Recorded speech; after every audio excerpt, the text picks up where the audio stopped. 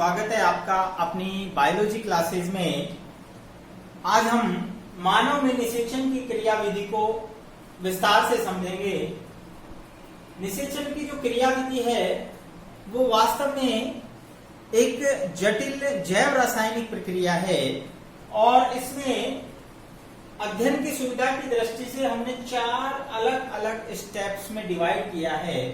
निषेचन की क्रियाविधि के अगर हम बात करें तो हमने 4 पद अलग अलग 4 स्टेप्स जिनको हम पद भी कह सकते हैं उसमें डिवाइड करते हैं, जिसमें पहला पद है युग्मकों का उपगमन अर्थात शुक्राणु का अंडाणु तक पहुंचना, जिसे हम अप्रोच ऑफ गैमेट्स भी कहते हैं। नेक्स्ट पॉइंट है शुक्राणु का सक्रियण, नेक्स्ट अंडाणु का सक्रियण और लास्ट है प्रो न्यूक्लियाई अर्थात प्राक केंद्रकों का संलयन, और संलयन होने से उभय मिश्रण अर्थात एम्फीमिक्सिस होता है। तो ये 4 स्टेप्स में ये निषेचन की जो प्रक्रिया है वो जटिल प्रक्रिया है और उसको हम इन चारों पदों के अनुसार समझेंगे किस प्रकार निषेचन की क्रिया संपन्न होती है मानव के अंदर। तो सबसे पहला स्टेप लेते हैं युग्मकों का उपगमन, जिसे हम कहते हैं अप्रोच ऑफ गैमेट्स, अर्थात गैमेट्स आपस में किस प्रकार मिलते हैं यानी गैमेटों का पहुंचना। क्योंकि निषेचन के लिए पहली प्राथमिकता ये है कि गैमेट जो है वो यानी मेल गैमेट और फीमेल गैमेट परस्पर पास आए, तो उसके लिए हम जानते हैं कि नर जो गैमेट होता है, मेल गैमेट नर युग्मक वो गतिशील होता है, वही अंडाणु के पास चलकर जाता है। तो यहाँ हम कह सकते हैं शुक्राणु का अंडाणु तक पहुंचना। तो दूसरे शब्दों में हम उसको इस प्रकार कह सकते हैं। तो क्या होता है, सबसे पहले अगर हम बात करें तो नर द्वारा मैथुन क्रिया में योनि मार्ग में व गर्भाशयी नाल में 3 से 5 ml लगभग 3 से 5 ml सीमन, जिसे वीर्य कहते हैं, स्खलित किया जाता है। इस क्रिया को हम पहली वीडियो में भी पढ़ चुके हैं, दैट इज वीर्य सेचन इनसेमिनेशन कहलाती है।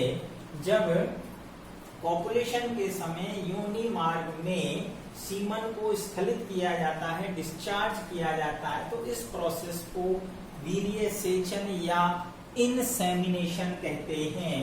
इस क्रिया के दौरान हम देखते हैं कि लगभग 400 मिलियन स्पर्म्स जो हैं इस यानी 3 से 5 ml जो सीमन होता है उसमें लगभग 400 मिलियन स्पर्म्स होते हैं और इनमें से केवल 100 स्पर्म ही लगभग 100 स्पर्म ही फैलोपियन नलिका तक पहुंचते हैं। 100 यानी यहाँ पर जैसे ही स्खलित होते हैं, आप देख रहे हैं इस डायग्राम के अंदर योनि मार्ग में स्खलित शुक्राणु ये आगे चलते हैं और यहाँ पर जो इनकी गति है वो गति लगभग बहुत स्लो होती है, हम कह सकते हैं लगभग 4 मिलीमीटर प्रति मिनट इनकी गति होती है। बात करें तो अधिकांश स्पर्म्स जो हैं वो यानी हमने कहा कि जब 400 मिलियन स्पर्म्स डिस्चार्ज होते हैं तो केवल 100 ही क्यों पहुंचते हैं, तो उसका कारण ये है कि अधिकांश शुक्राणु योनि मार्ग की अम्लीयता, हमें पता है कि वेजाइनल ट्रैक्ट जो होता है वहां अम्लीयता एसिडिक मीडियम होता है ड्यू टू लैक्टोबैसिलाई जीवाणु।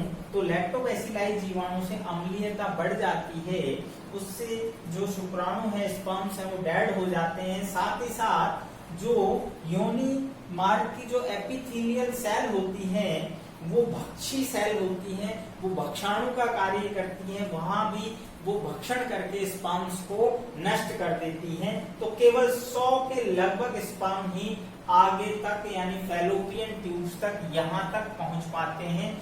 क्योंकि गति भी बहुत स्लो होती है, साथ ही साथ इस गति के लिए इसको ऊपर की ओर चढ़ने के लिए यानी जो क्रमांकुंचन गति होती है, साथ ही साथ यूट्रस की जो क्रमांकुंचन गति और अंडवाहिनियों की जो क्रमांकुंचन गति होती है वो मदद करती है। और ये स्पर्म्स आगे लगभग 4 मिलीमीटर प्रति मिनट की गति से आगे बढ़ते हैं। और इसके बाद यहाँ हम कहते हैं साथ ही साथ शुक्राणु का योग्यता अर्जन भी होता है। योग्यता अर्जन हमने आपको पहले भी बताया था, कैपेसिटेशन अर्थात स्पर्म जो है वो बनने के बाद जैसे ही टेस्टिस से आगे कहां पर जाता है, जब हम बात करते हैं अधिवृषण एपिडाइडाइमिस में, तो वहां पर उसको योग्य बनाया जाता है फर्टिलाइजेशन के अर्थात निषेचन के योग्य बनाया जाता है। इस समय इसमें विशेष प्रकार के जो हैं इसकी सतह पर एंटी फर्टिलाइजिंग डेवलप होते हैं जो उसी जाति की यानी अंडाणु की सतह पर उपस्थित फर्टिलाइजिंग को यानी आपस में संयोग कर सके, उससे बंधन बना सके, वो चीजें सारी डेवलप होती है।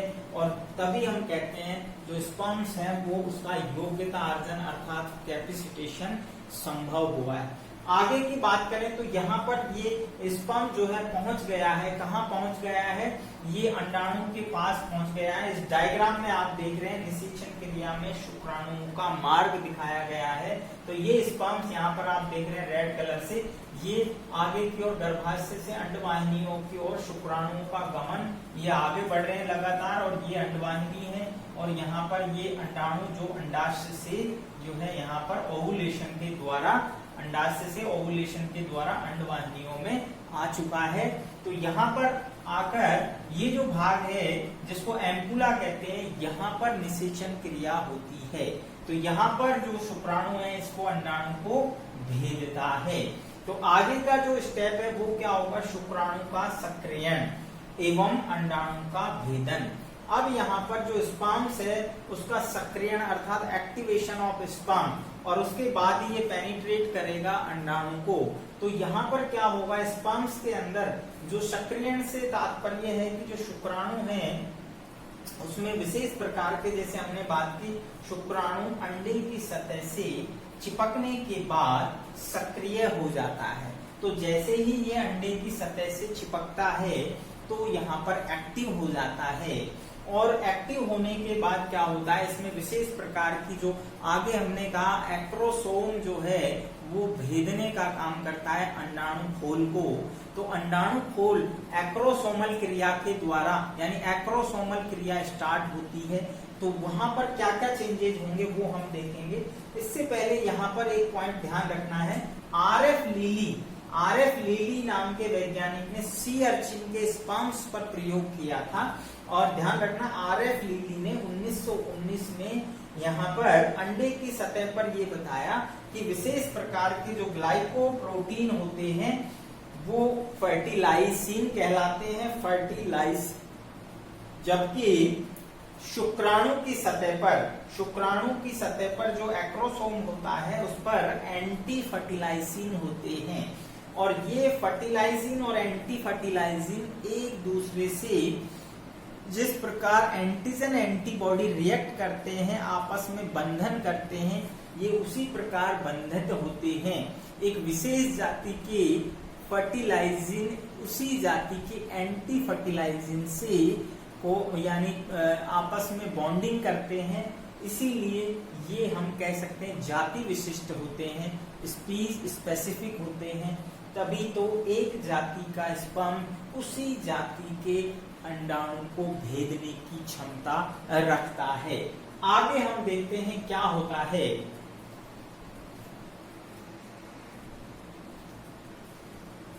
तो हमने देखा कि यहाँ पर एक क्रिया और होती है जो हमें ध्यान रखनी है, समूहन को हम एग्लूटिनेशन कहते हैं। एग्लूटिनेशन क्या होता है, वास्तव में जब शुक्राणु अंडाणु को चारों ओर से घेर लेते हैं तो उस समय क्या होता है, शुक्राणुओं के अंडे की अंडावरण से चिपकने को समूहन कहते हैं। तो शुक्राणु जो है वो अंडे के आवरण से, आप ये डायग्राम देख रहे हैं छोटा सा, इसके माध्यम से समझें कि ये बाहर का जो अंडे का आवरण है उस पर हमने दिखाया है ये F और फर्टिलाइजिंग, अंडे की सतह पर हमने कहा एक विशेष प्रकार के जो है ग्लाइकोप्रोटीन होते हैं जो फर्टिलाइजिंग कहलाते हैं, और स्पर्म्स के एक्रोसोम के अंदर, स्पर्म्स के एक्रोसोम की सतह पर एंटी फर्टिलाइजिंग होते हैं जो एंजाइम और एंटीजन एंटीबॉडी की तरह आपस में जुड़ते हैं, राइट।